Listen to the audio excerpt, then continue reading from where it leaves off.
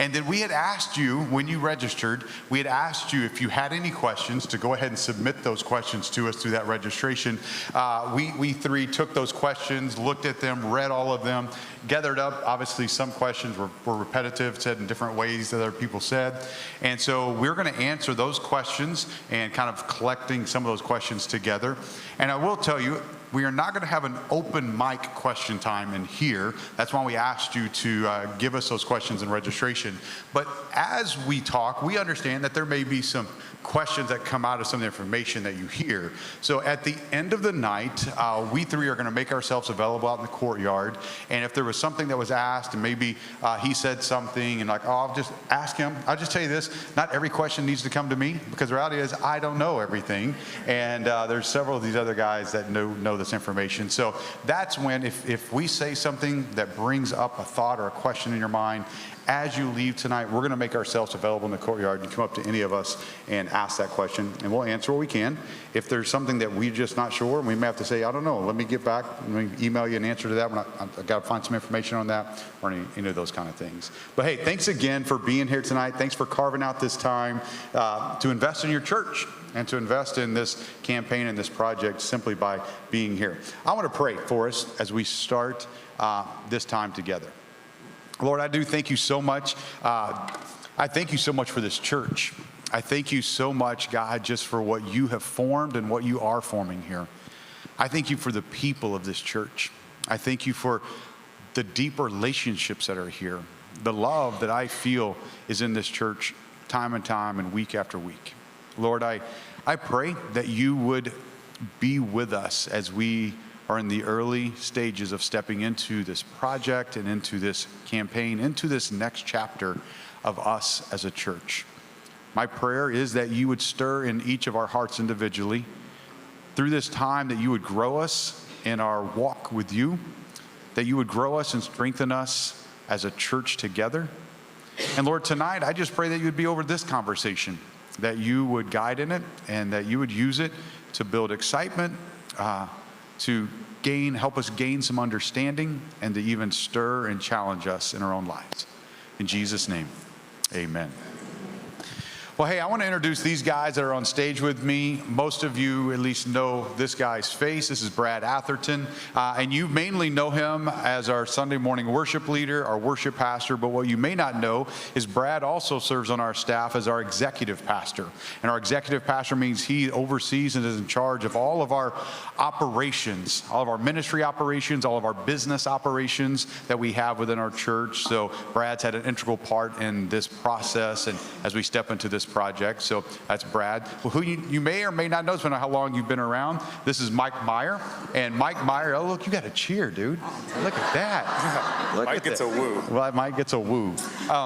His mom must be here. His mom must be here, yeah. That's right. That's 100% right. Mike serves actually on our leadership team, on part of our leadership team, which is made up of 3 subgroups. And Mike serves on our advisory team. And here in our church structure, our advisory team functions as trustees within our church, and our advisory team oversees all business operations. They kind of the operations of the business of the church. They help provide financial accountability and financial advice. That's what that part of our leadership team is. And Mike has served on our advisory team now for like 4 or 5 years. Several years. I can't count anymore. Several, lots of them. So that, and then also during this time, Mike is serving as our campaign director, specifically for the sake of more stories, the campaign side of this project.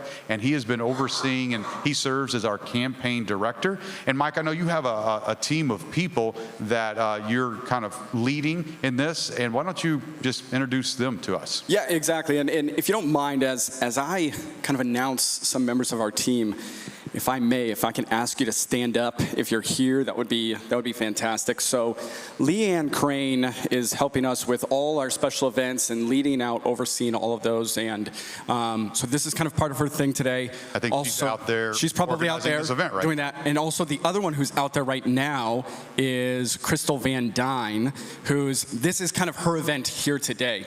After that, we also have Ryan Ebright. He's also not here today either. He is with his son playing a baseball game today in some playoffs, and he's overseeing all our educational outreach. He has a whole team of folks that are helping him to keep the education outside of the services as well. And then we also have Sherry Happel. Sherry Happel is our kind of our programs manager. Is Sherry in here? Is Sherry in here?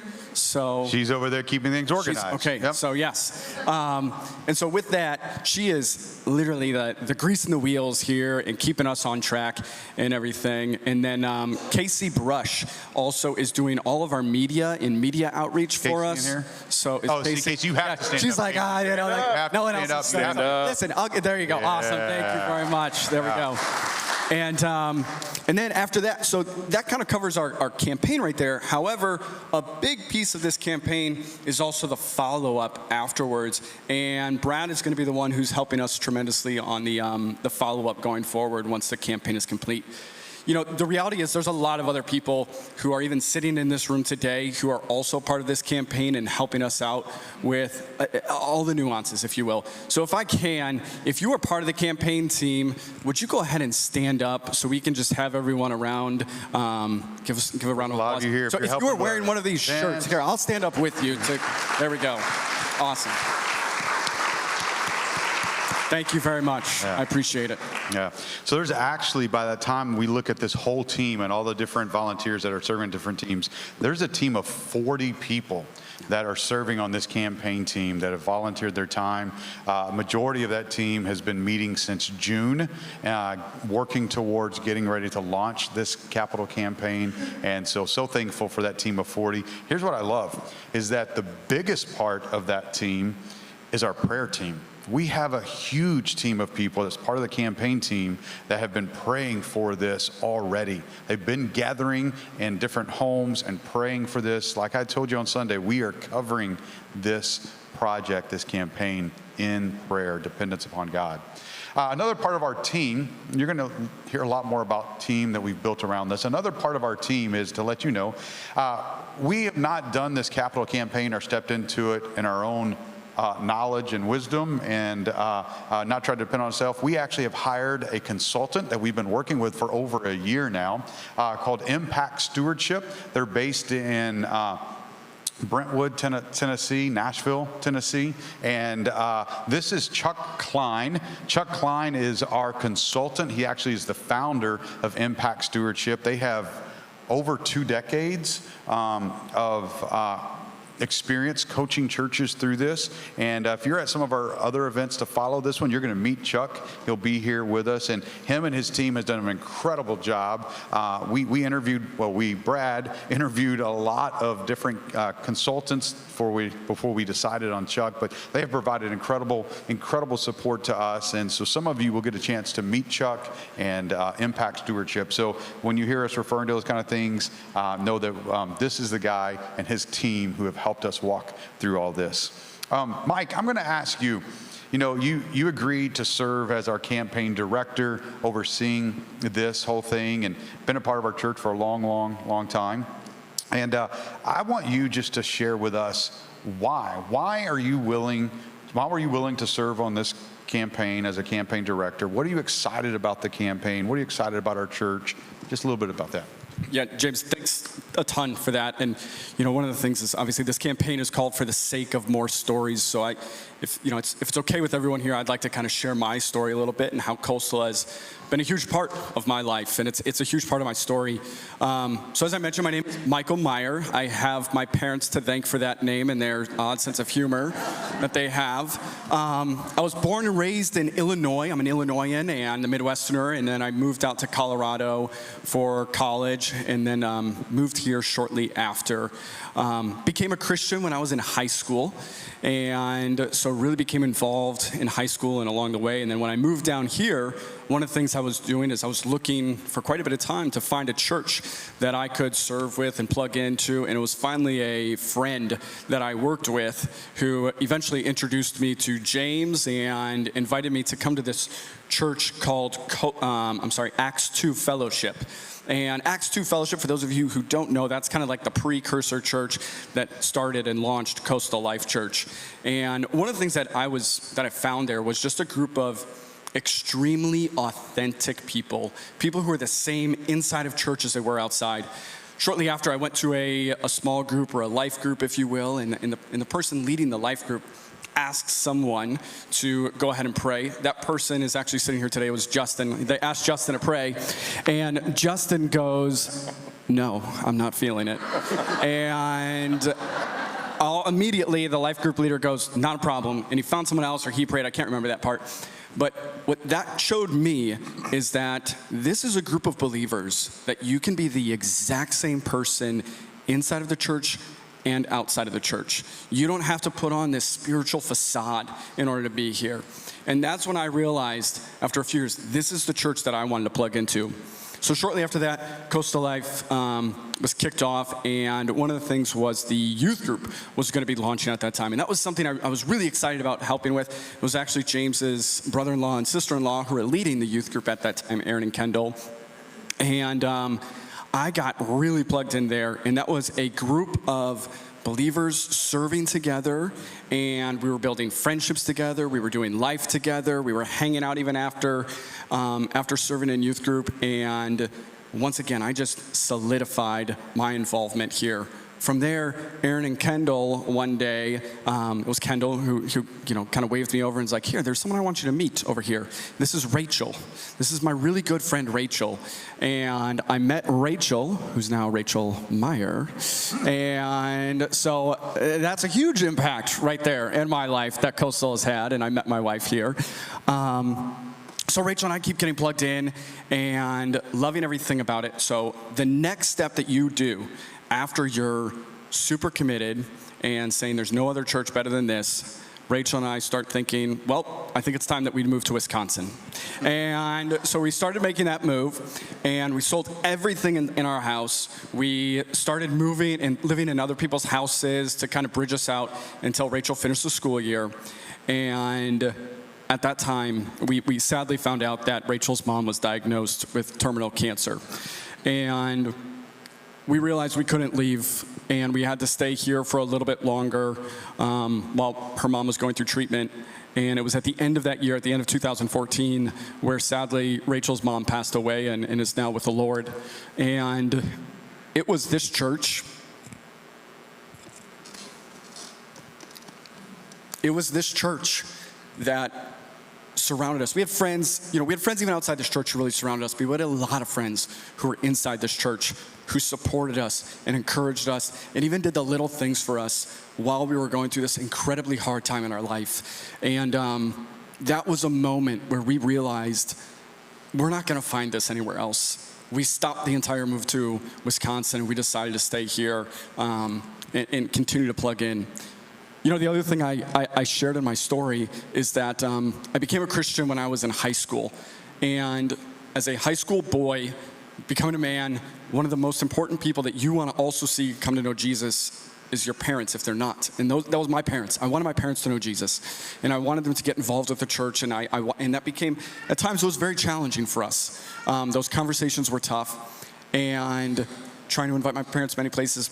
But I feel after 15 plus years of that prayer, and finally my parents coming here to Coastal Life Church, I feel that this is a place where they started to really develop and grow their relationship with Jesus here. And I will say it is through so many men and women that are sitting in this room here today, and the life groups that they got to be part of, you all made an impact in my parents' life. I'm personally indebted to you. Obviously, I'm first and foremost indebted to Jesus for what he's done. But that's just another incredible way. And then, in addition, Rachel and I are raising two amazing boys. It's Mason and Colton.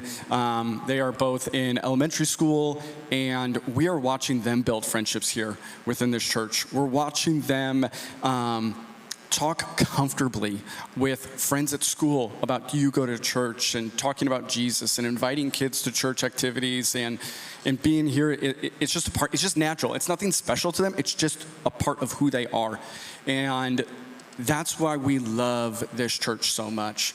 Rachel and I are very proud of this church, if you will, if I can say that. And we're excited to invite people to come here. However, I recognize that the Bible says, do not be anxious about anything. But if I can be honest, I think I get a little anxious sometimes about inviting people here because it's been getting tighter and sometimes it's harder on the weekends. So we have to give special instructions to our friends like, hey, make sure you come to this service, get there early, we'll try to find a seat, we'll save the best we can for you. And then we're saying no to other people. It's stressful, and in my opinion, I am so thankful that we have a church that so many people want to come to. And this church has gone through rapid growth over the past several years. And in my opinion, there's no better time for us to go through a campaign right now to start raising funds to be able to develop a new property location. I think this just what is that? cut me off. I hit the time limit. All right, that was a good one. Whew. All right, so I will wrap up with there. So I'm just kidding. I was right at the end. Oh, They try to do that to me every Sunday. I just ignore it. is that? Yeah, that's right. Just hit the other button. Yeah. There you go. So. I think right now is the right time. And one of the things I'm really excited for is how many people are here right now. And I honestly believe that for every one of you who's here, I believe that each of you has your own story with how Coastal has impacted you. Obviously, there's a reason why you're here in wanting to spend extra time to learn more about this. And I know you have a stake here.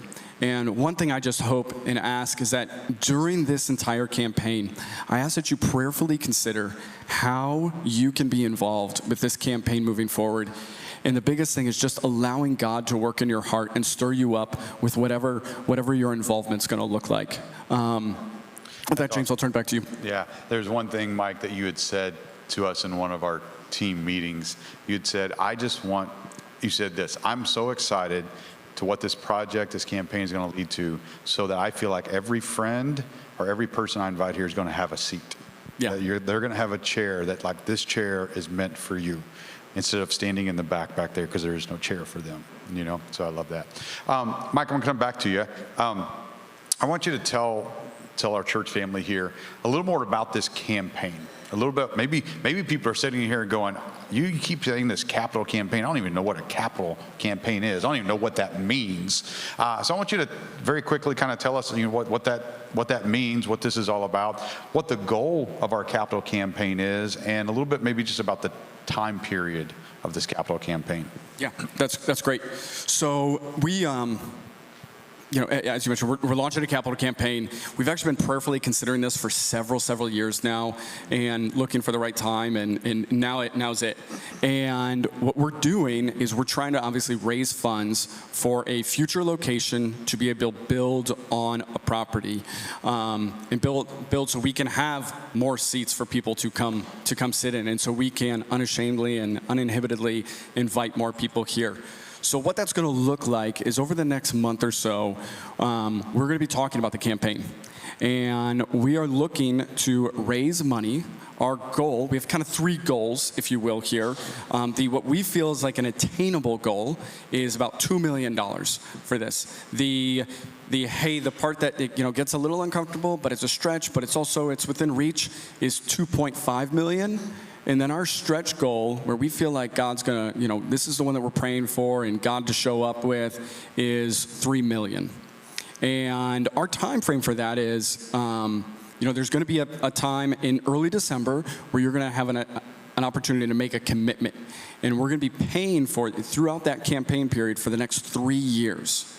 And something I think that's important to note is, one of the questions that I've been hearing some folks who've heard I'm involved with this is, hey, so can I just kind of move some of my giving now over to the Capital Campaign Fund? And what we feel is, hey, what you're doing right now and giving through your normal giving is extremely important. That helps with our operational expenses and keeping this place running, and we count on those. And so definitely for this campaign, it is above and beyond. And just kind of going back to what I said earlier, I just hope and pray that we would allow God to work in us and decide decide what that number, kind of looks for each of us and how that's going to be over the next 3 years. Yeah, so whatever commitment you make come November the 16th is that commitment Sunday. You'll find that in some of the material you've gotten, like important dates to mark. That's the day. And then you'll make a commitment. We're asking you to pray and consider what God would stir in you. And then, like Mike said, you'll have 3 years to fulfill that commitment. And I'm going to tell you this. What we're doing with your giving and our giving, our leadership feels like it's very, very important that this generosity is not just for us. That our leadership feels very strongly that, hey, whatever we raise, it doesn't need to just be about us. So we as a leadership have made a commitment to give of the first fruits of this. And we're going to base it off the God stretch goal, that $3 million.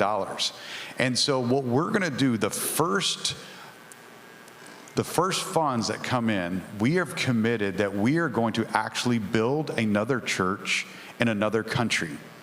And so we're going to take the first 5% of that $3 million goal, which is $150,000.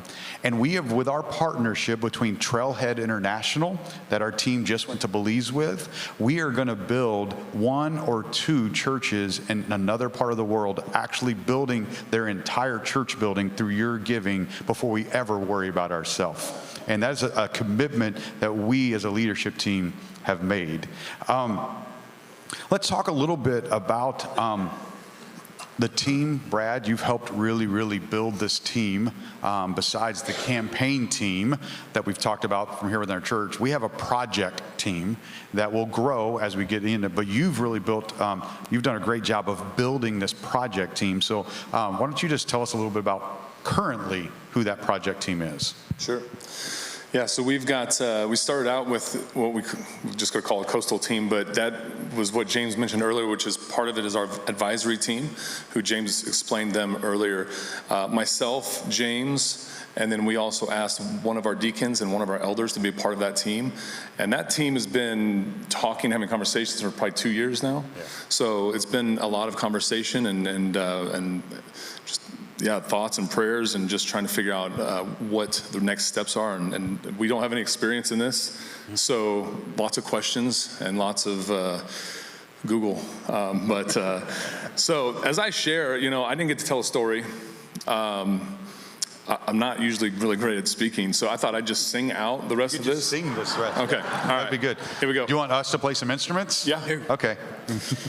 All right, no, so we've got, like I said, we've hired on some people onto this team, as you would expect, as you're going through this process. The first one was over a year ago. We engaged with an architect, Stephen Siebert Architecture, and Stephen Siebert is our architect in Boynton Beach.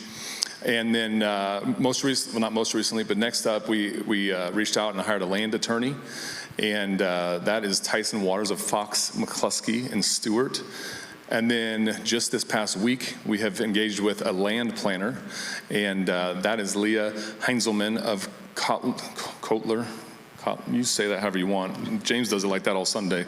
And Hearing in Jupiter. Just make it up. Just keep going. Just keep reading. So there will be additional roles as we continue in this process: a general contractor, audio engineer, specialized subcontractors, and all that. So, but those are the ones that we have engaged with and are working with right now. Yeah. So why don't you just keep going? This team is helping us build a brand new campus, helping us build facilities. Why don't you just tell us a little bit about what that physical future project really has? Give us some details that I did not share on Sunday. Sure. So this is going to be like a 10,000-foot view, right? So it's going to be not a lot of, it'll be detailed, but it's not going to be the nitty-gritty. We don't have all those answers and all that detail yet. That will be as we continue to engage with more contractors. But first I'll say, as James mentioned on Sunday, in most of the services. Except for one. But we believe that we are about 60 days away from obtaining land. And there are a lot of moving parts in any kind of larger purchases, whether it's buildings, homes, or land. And so we just please ask and encourage you to continue praying for that process, for all of those pieces that are moving to come together so that that can happen. So hopefully in around 60 days, we can come back, James can come back and share with you about that. But what we can tell you at least is, for those that didn't hear, is that it is located in Palm City. So that's all you get. There it is. So the project James also mentioned on Sunday, the project will be in 3 phases, and then he left it at that too, so just leaving you hanging the whole time. So I'd like to talk just quickly about what those phases are. So first phase is going to be a church building. That's a good start. And that's going to be somewhere around 25 to 30,000 square feet with an auditorium capacity of 700 to 900. And for reference, like this room, we have about 340 seats, so a significant increase, obviously. This is in that booklet that you got on Sunday. If you did not get a booklet, there are some on a wall when you walk out today that you are welcome to take with you. It's in there, but you can't read anything on it, and I'm guessing you probably still can't read anything on it right now. But I'm just gonna kind of point out some colored directions over here. So the big blue area should be obvious, but that is the auditorium. And then to the left of that, the lovely brown area is our offices. So there will be an office, and obviously where people can come in through the week like you can now. In the middle, in the light gray area, will be a much, much larger lobby with coffee and volunteer lounge, men's and women's restrooms with more than what do we have, guys? 1 toilet? 1? So I've never seen a line for guys' restrooms except at our church. The only place. The only place. So all the things you'd expect in a lobby for the most part. Yeah, it's still outdoor space and a covered patio with trellis and things like that. I mean, honestly, yeah, it does get hot here, but it doesn't matter. You guys hang out. Sometimes we have talked, like, can we kick them out? Can we like say we're going home? But like, you guys hang out and are developing relationships with each other in community, and that's awesome. That's the point. So we will still have outdoor space for the 2 months a year that it's nice out. All right. And what? I said, you're truly a Colorado guy. Yeah. In the not as light gray part, that is technically on their labeled student ministries, and that will be true. Student ministries will use that. They will have a platform, all that you would expect in there, but that will also be shared right now with children's ministry. So Sunday mornings, the older kids will be in there doing music and lessons, all of that. And then around the perimeter is toddlers, a couple rooms for toddlers, a couple rooms for babies, a couple rooms for 4-year-olds, and a couple rooms for K through 1, if that's what we decide to do. It's just labeled. It's not all in stone, but yeah, it's significant. And then, so I also want to mention on here, again, you might not be able to see it, but that corridor between all of that kid space and student space is all going to be able to be locked down behind locked doors on Sunday, as it should be. Some of it is here as we've worked on it, but that is very important to us. Obviously, I know it's important to the parents to have their kids in a safe area, so that is number 1 priority, to make sure that kids are safe as we're here on Sundays. So, second phase. Second phase is approximately 13,000 square foot gymnasium with breakout rooms around the perimeter for classes, for groups, just any time that people might need to meet together. Sometimes life groups can meet there. So when we say second phase, what does that mean? It basically means, first of all, depending on how much, if God just blesses this thing and so much money comes in that we can do it all at once, we will. But if it comes in enough to get first phase done, then we'll get that done and needs to be paid off. And then second phase, that's what that would look like, is doing the gymnasium there, which for just all sorts of things, right? Sports, for Awana to be able to go and play their games in there on Awana nights, events, youth ministry, anything. Anything you can think of. So the third phase, if space allows, would be outdoor recreational space. And so for us to be able to develop a full-size soccer field that can be divided up and used for younger kids to play FCA sports that we have here, paved multi-purpose space, be able to play basketball or pickleball or whatever else you play on a hard space. But to be used for VBS, to be used for FCA, youth events, and all of those types of things. So that is the 3 phases. Yeah, perfect. Thanks, Brad. And as he said, the timing of when we move from one phase to the next, all just depends on kind of where our finances are at that time. One thing we will not do, we as a leadership have also committed this, and you need to hear this. We as leadership have made the commitment that we will never stretch our church with this kind of project, that we will never stretch our church with what we're developing on this brand new campus that causes us to cut ministry that we're currently doing or to cut missions projects that we are currently supporting. We have made a commitment that we will not overstretch us by building too much or moving too fast so that we have to go, oh, well, now we can't do that we used to do in ministry because we don't have the money, or, hey, we need to cut 2 or 3 missionaries. We will never do that. So we're very mindful of that. So when do the phases timeline? We don't know.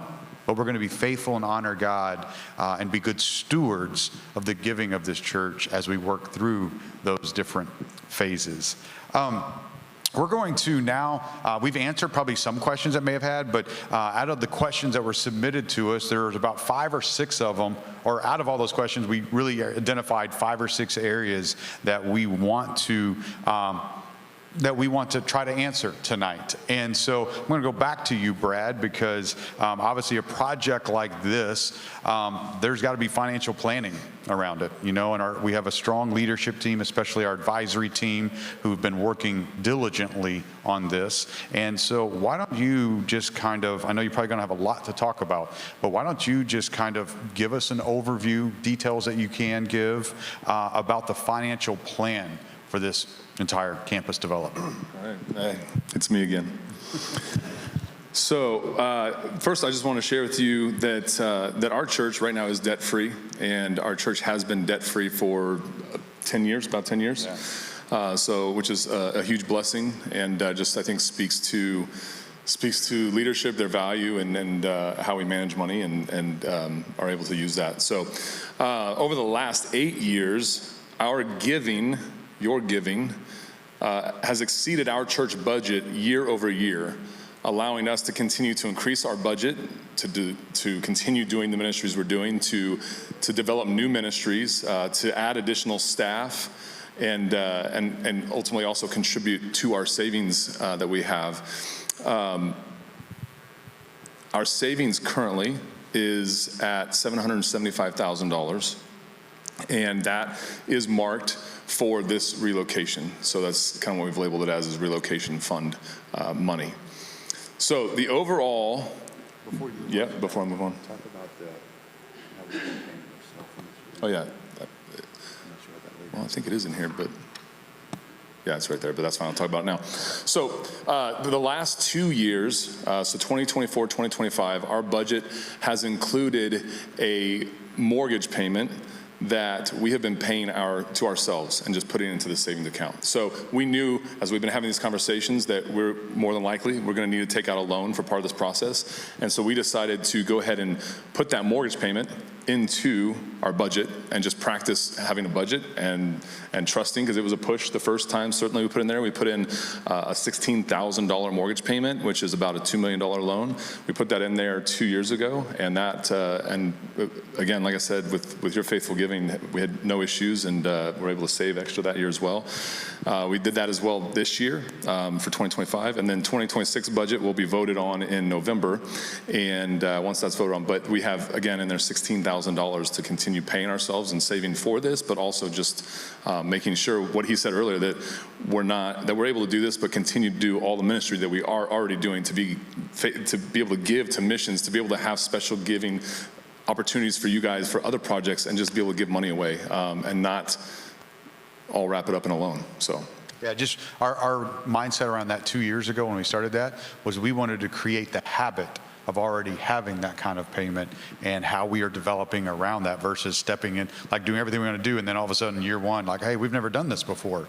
How do we do it? It was about creating that habit for us as a church. Yeah. So phase one, which is the building we talked about, the estimated cost of phase one is around $8 to $10 million. In order for us to complete this phase, it is going to require a couple things. So kind of what we're talking about, construction loan and a capital campaign, which is what we're talking about, what we're going into right now. And then doing something with this property, so that will include the sale of this property as well, okay? So I don't have numbers for any of those things right now. We don't know how much is gonna be brought in or how much in this campaign yet. We don't fully know how much this property is worth, and so then that doesn't allow us to know exactly what kind of a loan we will need. But because we don't know the amount of the loan, because one of the questions was about, how long it takes to pay it off or what type of loan and all of that. I do know this. I do know that as we are able to, not only just a normal payment that we've worked into our budget, but when we have additional funds that are available, we're definitely going to be using that to pay and continue to pay this down as quickly as possible. We're not, that's the goal, right? I mean, I think that's how we have structured things in the past, and so we're going to continue to do that while still continuing to do the ministries and operations that we have in our budget as well. Yeah. So that's all I got. That's it? Yeah. Perfect. So like one of the things that you mentioned was part of our financial planning is that the asset that God has given us in this, and us using the kingdom funds that God has given us in this physical thing to use that and after selling to be able to do this project. So some people might say, well, okay, so this is going to be used. One question I know says, have you had any people? Yes, we've had plenty of other churches that knew we were stepping into this who have approached us. We've had other people approach us, and so but that kind of leaves something that's very special about this place. Besides the buildings that are crowded, there's a special piece of this property that we developed a few years ago. And so people are like, okay, if we're moving from here and we're selling this, what's going to happen to our prayer garden? And what's going to happen to us? Many people have memorialized. It was built as a prayer and memorial garden for loved ones and stuff like that. And so what's going to happen to the prayer garden? Yeah, and James, as you mentioned, that's an incredible place over there. It's near and dear to our church's heart. We've heard stories about people that have visited the prayer garden, and that's been the thing that's led them to come here to the church and start coming here. And the reality is, we know we're taking the prayer garden in some form or fashion over to the new property. Either it's a source of duplication or something like that. We just, once again, we don't know what the logistics are right now, but as we walk through this, we're gonna figure it out, but there will be a piece, or that will be a piece of our property over there for sure. Yeah. One of the things that I said on Sunday is that as we develop this new campus, one of the things it's going to do is allow us to expand our ministries. And so a few of the questions were asked was like, okay, well, what does that mean? What are some of the new things that we are considering doing as a church? And I'll first of all just answer it the simple way is we want to expand the current ministry that we're doing. This property will allow us to expand what we do, some of the things in our kids ministry, in our student ministry, and things like this, very practical things. Not having to have a waiting list for kids to be involved in Awana, not to have a waiting list and turn people away for VBS in the summer, to not have women's events, which seem to be the big ones here, not having women's events sell out, and all of a sudden ladies not being able to be a part of it. So one of the things that will allow this new property will allow us to do is just to expand what we are currently doing within our ministries. But there's some other things that we're looking, and plans always change, right? I mean, I hope you guys understand this, that plans change and things develop and you may pivot. There's a lot of the team around me that says to me, James, you love to pivot. And I don't know that I love to pivot and change, but I'm willing to pivot. I'm willing to try, hey, let's try a 1 o'clock service and see how that works. And no one comes and like, hey, let's go ahead and just cancel that one, give that one a break. Like, that's okay. I'm willing to look at things and evaluate as we do things and try new things. So some of these new ministries that we may develop, here's what I'm asking. Don't hold us to the feet on the fire, be like 5 years down the road. You said you were going to. It may just be a different plan. But here's some of the things that we are considering, the things that we're looking at. Part of it is the recreation. You heard us talking about a gymnasium that does provide space for ministry that we have going on here, ministry programs, but also it allows that allows for recreation development. You may or may not know, we do have a sports program with partnership through another one of our community partners called FCA, Fellowship of Christian Athletes, and we have a flag football for kids that runs a couple times through the year. There's a couple seasons, a fall season, like a spring season, and we purposely have kind of kept that small because it's really probably 90%, and that's an uneducated number, but I know it's pretty high.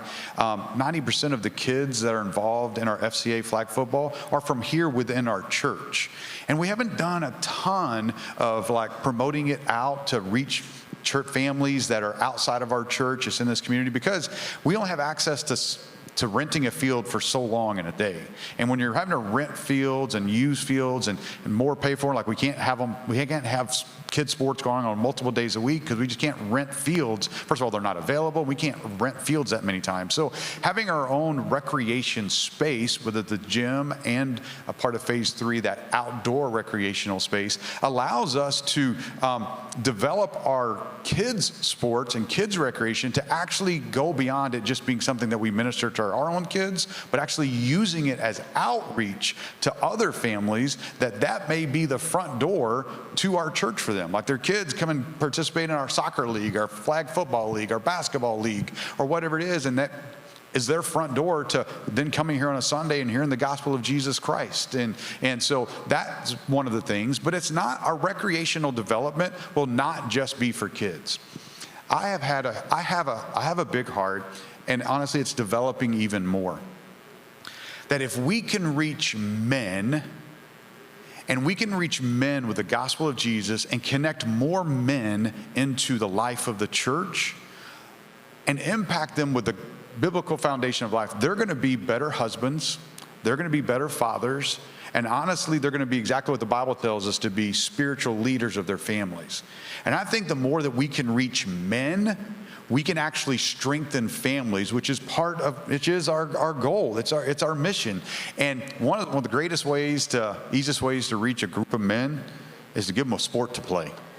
Give them something to do. Like go to a church to play basketball. Go to a church to, play pickleball. Go to the church to, play volleyball, whatever it is. Like if we can reach men through sports, I believe we can have deep impact. So we want to really develop a well-rounded, wide-reaching recreation ministry within our church for the purpose of reaching people. Another thing that we're considering, and not that you have to have facility for this, but it makes it a little easier if you have something designated for this, like, hey, we could do this, is family counseling.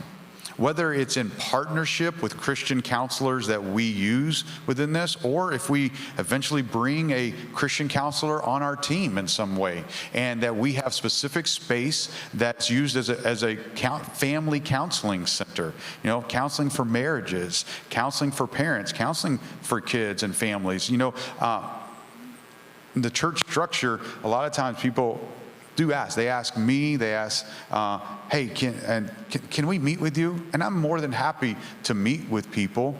But here's the thing. I'm a pastor, but I'm not a counselor.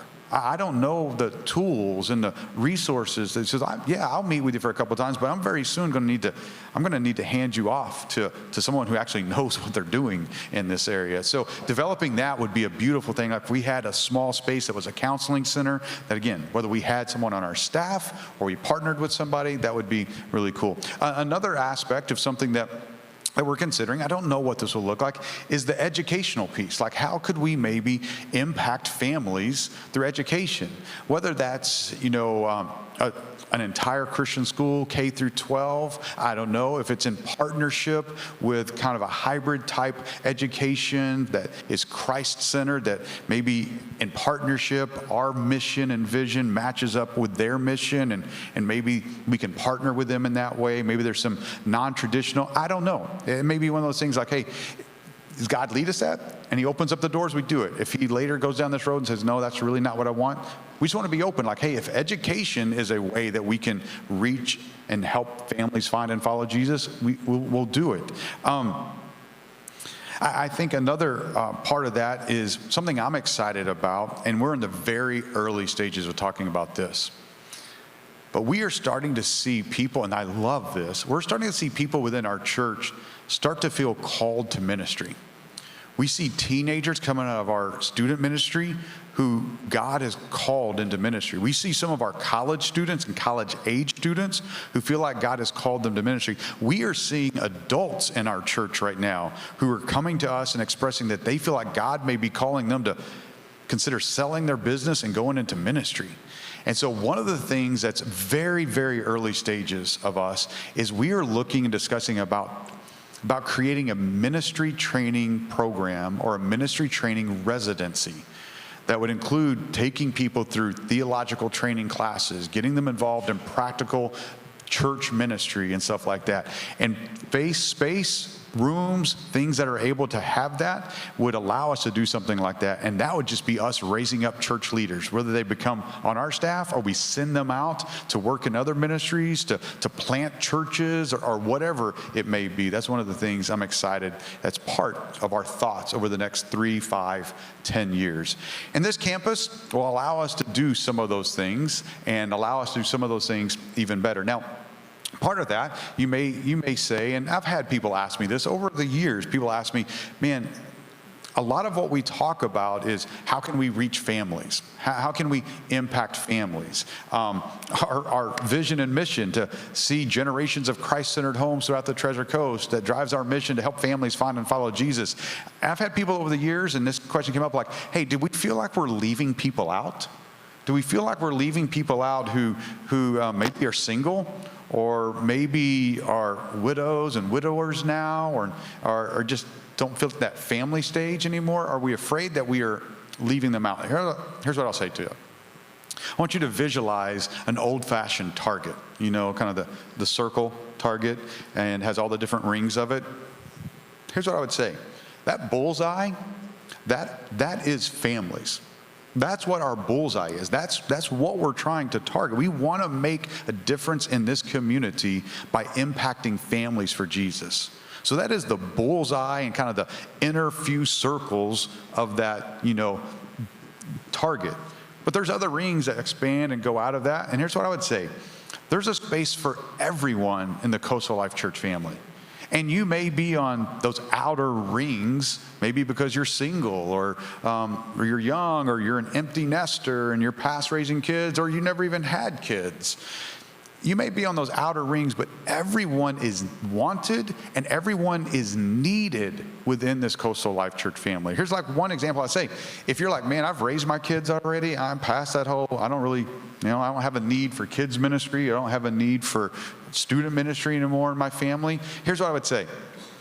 You are the most needed within our church because you are the husband and wife who've experienced years of marriage, who can turn around and see all these young couples that we have in our church, and you could start inviting them over for coffee. You could start having meals with them. You could start sitting down and having conversations and share your wealth of experience and knowledge after 20, 30, 40 years of marriage. These young couples that are filling our church right now, they need you. You, that same couple who's like, hey, I'm an empty nester, I'm not raising kids anymore. You've raised 3, 4, if you're like Brad, you've raised 27 kids, and You've done that now. Guess what?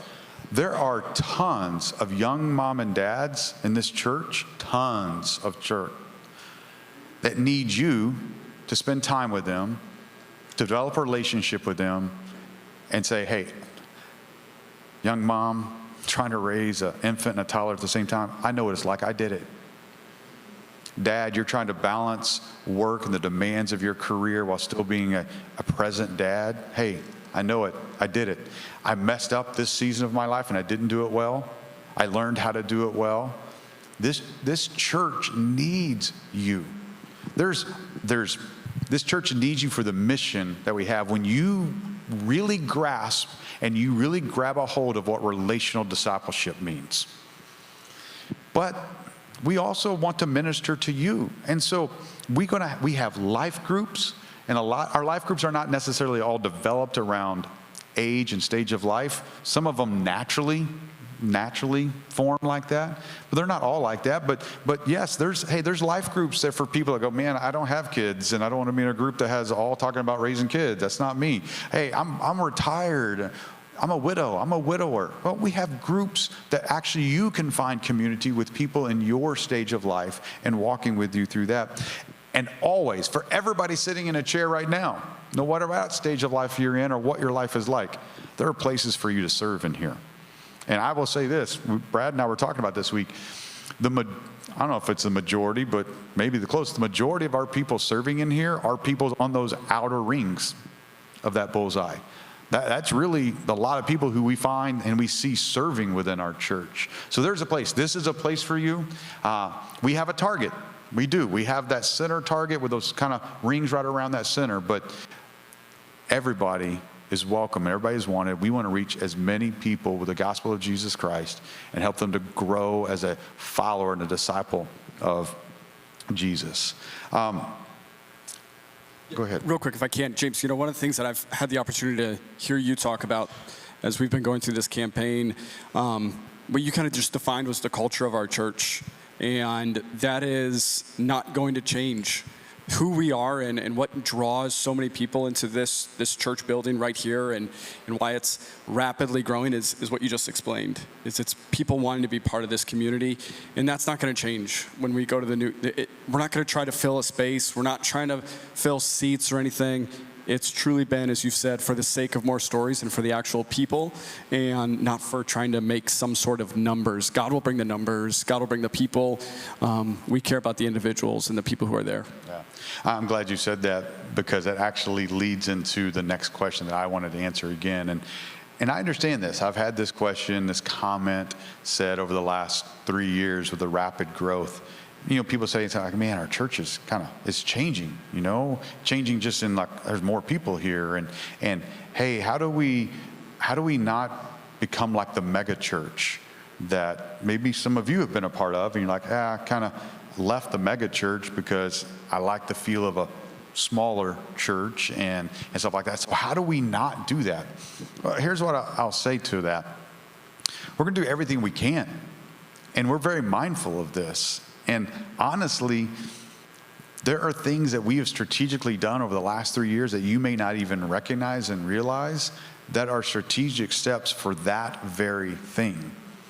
I don't know if you recognize, over the last 3 years, 4 years, we have put more effort into creating an environment, and that's not a bad word, but creating an environment in our courtyard for you to stop and spend time and getting to know each other and us being out there, creating that, because we want relational things. We want this to feel like a place. For some of you that have been around here for maybe 10 years or more, you may kind of remember this feel, but we used to not be able to stop people from walking right here from their seat straight to their car. We used to try to talk, how can we get people just to stop in the courtyard? We literally would say this for 30 seconds. So that maybe someone will say hi to them, or they may say hi to somebody. And if you're new to this church, what you feel in the courtyard right now used to not be there at all. People legitimately would walk from this seat when we said amen and go straight to their cars. So that was something we started talking even about then. And we've created that environment to be relational because of the growth we were experiencing, not even this explosive growth. Our life groups. Life groups, absolutely. Number one priority is spiritual growth and discipleship. Number one priority out of life groups. But the other, right behind that, is relational connections so that people can get to know other people. And we're at the size now, you don't know everybody here. We're at the size now, I'm sorry, I don't know everybody here.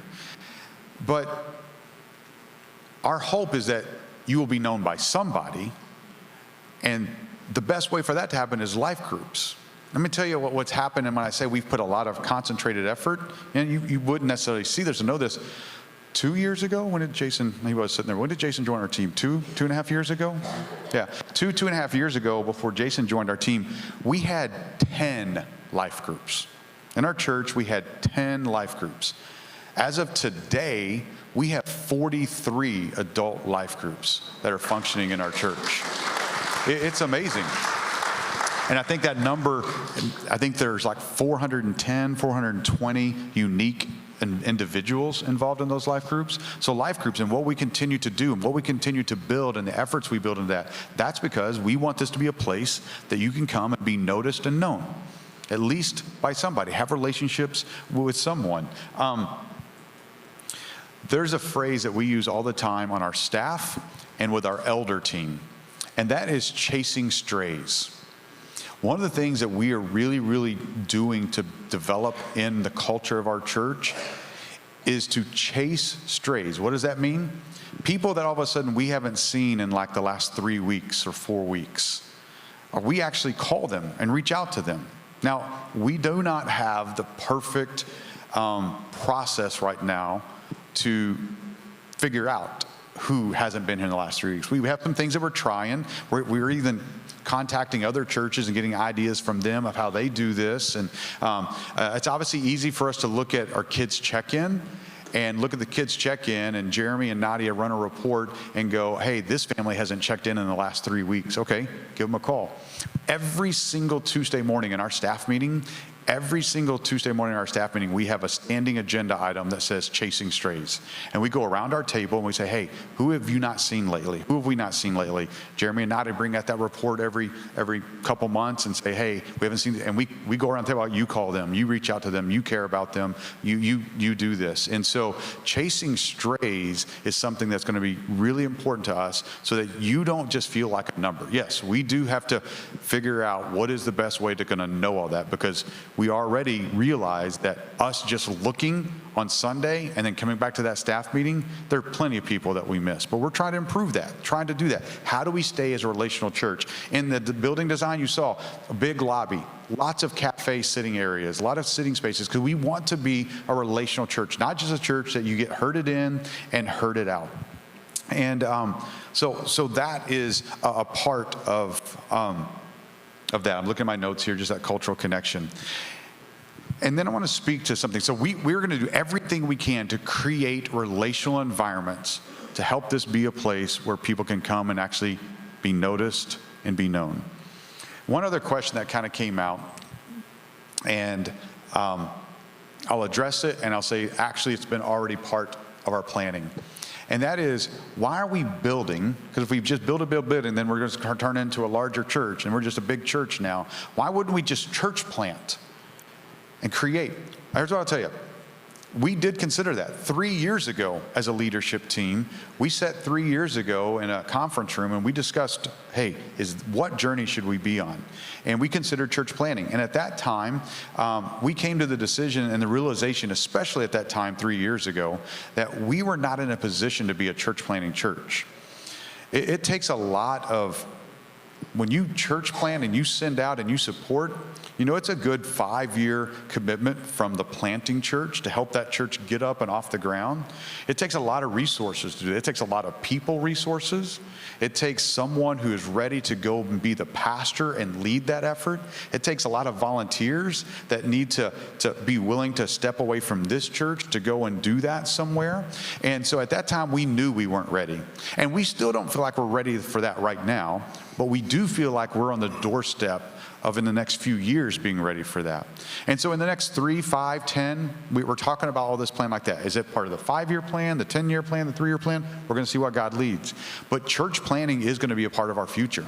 We actually, going into this 2026 budget that Brad mentioned that still has to be approved by you as a congregation in November, that budget now has us putting aside money every month from your giving into a church planting fund that we know that we are going to start funding right now, because we can't just fund it all in 1 year, but we're going to start funding right now for a future church plant. And what that looks like for us, we don't know yet, but church planting and reaching more people through birthing disciple-making churches, relational disciple-making churches, is part of our plan in our future to continue broadening and reaching more and more people. We're not just trying to build this conglomerate of a church here. We're not just trying to build a big crowd right here. It's more about, are we impacting people and helping churches that want to be relational, disciple-making churches? You have a comment? Yeah, can I just say, I want to go back real quick to relational connection culture. Yeah. I just want to make sure, I want to make sure we understand what it is that makes Coastal Life Coastal Life. because we're saying we don't want to change, right, when we go to bigger, but that's you. Like, that's all of you, and that's it. So that doesn't matter if you're in a room of 350 people or 900 people. It's you that make that the church. And when we came here 5 years ago to interview, and we walked in here and we interacted with a ton of people, we felt that. I've been on staff at a couple of churches and did not feel that. And so we knew there was something different here, and it's the people. And so please keep that in mind. Like, you are the church. This is a building. So we can continue to be the church in a different location, in a different size building, and that will remain us. So that's all I just want to say, is that that is what makes us different. Yeah. When we ask people all the time, why did you choose Coastal? Why did you choose Coastal? And there are some that say, we love the kids ministry. We enjoy the worship. I think one person said they enjoyed the message. I paid that one. Yeah. But the majority of them, so many of them say the people. There's something different here, the connection. That's huge, because that's our goal. Our goal is not to make it about us and what we do up here. We try to provide a place for you to come and to be fed and to worship. But ultimately, it's for us to come together as people and care for one another. And that can continue no matter what. Yeah. James, and also if I can, that was perfect, by the way. The other thing, too, is with the church planting.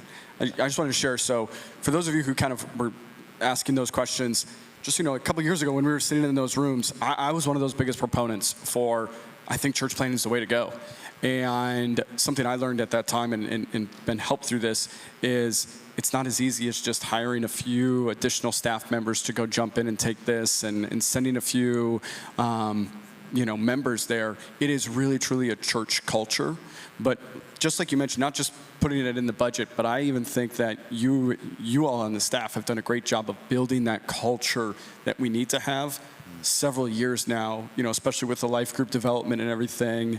And I really just want to applaud the staff here for what you are doing to be building the right place so we can do that in the future. Even though it's not right now, we will do it in the future. Yeah, absolutely.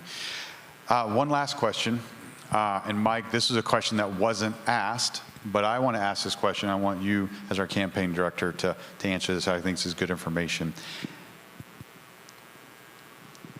In a time when it comes time to commit, when it comes time to, like, God has stirred my heart, I want to help with this on the financial end. People may have this question, can I give in other ways other than just cash, other than just writing a check, giving cash? Can I give in other ways to this campaign? Yeah, that's a great question, and we're definitely going to be getting that question as time goes on. And the reality is there are some really cool and creative ways that you can give. We actually have a brochure, I believe it's out in the lobby, that is a whole creative gifts pamphlet. So if you're wondering that question, I definitely encourage you to go ahead and grab that pamphlet on the way out. It starts a little bit with talking about, if you're not sure about how you can give right now, some creative things you can do just within your lifestyle to free up funds for that. And then also for those of you who maybe have some appreciated assets or bonds or something that you want to be looking at doing, it gives some guidance there. And also we can look at some ways for, tax, being able to get some tax advantages with your giving as well. So if you have more questions on that, definitely encourage you to go grab that pamphlet. And then also we have a team, our entire advisory team is set up to be able to help answer those questions. So you feel free to reach out to me and I'll get you connected there too. There are some other things that we can't take. How about my kids? No, yeah, unfortunately we can't take those. Some have more value than others. So, but the other thing too is like that jewelry set or that old dish set. Unfortunately, we're not set up to be like the Antique Roadshow here. So, but if you have questions, just reach out to us and we'll be happy to help you out with that. So thanks again for being here tonight. I don't want you to leave, but we're going to give you the rest of this time in this way. I've said it and I'll say it over and over again. We are covering this whole campaign and this whole project in prayer. So this is how we're going to end tonight. We're going to end with you spending time in prayer. Here's what I want you to do. I want you to get in small groups, whether they're groups of 4 or 5 or 7 or 8. I'm not going to say those two numbers. So 4 or 5, 7 or 8, if you want to get in those groups. And here's what I want you to do. I want you to spend time praying. And if you are not a person that feels comfortable praying out loud in front of people, then just sit there and listen to prayer. Sit there and just join in, maybe just in your own silent mind. And if you do feel comfortable, then just lead out in prayer. And when your group is finished praying, you're free to go. But just thank you for being here tonight. Please join us. You want to circle up and just right there in your chairs. If some of you want to get on your knees in a posture of prayer, you can get on your knees and pray. Mike, myself, and Brad will be out in the courtyard. If you do have any individual questions, feel free to come in there.